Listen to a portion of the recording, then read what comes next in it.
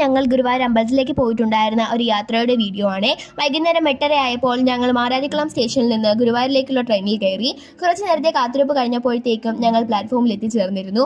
കുറച്ചു തിരക്ക് അനുഭവപ്പെട്ടിരുന്നെങ്കിലും ഞങ്ങൾ യാത്ര തുടർന്നു. ഈ കാണുന്നതാണ് പാർത്ഥസാരഥി ക്ഷേത്രം. അങ്ങനെ കിഴക്കേ നട ദർശിച്ചത് കൊണ്ട് ഞങ്ങൾക്ക് ഗരുഡന്റെയും കുജിലന്റെയും പ്രതിമ കാണാൻ സാധിച്ചു. ഈ കാണുന്നത് ദേവസ്വത്തിന്റെ വക ലേഡീസിനും ജെന്റ്സിനുമുള്ള കംഫർട്ട് സ്റ്റേഷനാണ്. റൈറ്റ് സൈഡ് ജെന്റ്സിനും ലെഫ്റ്റ് സൈഡ് ലേഡീസിനും വേണ്ടിയുള്ളതാണ്. ഇതിന്റെ ഫ്രണ്ടിൽ കാണുന്ന ക്ലോക്ക് റൂമിൽ കയറി നമുക്ക് ലഗേജും ഫോണും പൈസ കൊടുത്ത് സൂക്ഷിക്കാവുന്നതാണ്. പക്ഷേ ഇത് സൗജന്യമാണ്. നല്ല ഹൈജീനിക് ആയിട്ടുള്ള അടിപൊളി സ്ഥലമായിരുന്നു. ഈ കാണുന്ന സ്ഥലത്ത് കയറിയാണ് ഞാനും അമ്മയും ഡ്രസ്സ് ചേഞ്ച് ചെയ്ത് ഒരുങ്ങിയിട്ടുണ്ടായിരുന്നത്. റൈറ്റ് സൈഡിൽ അച്ഛനും.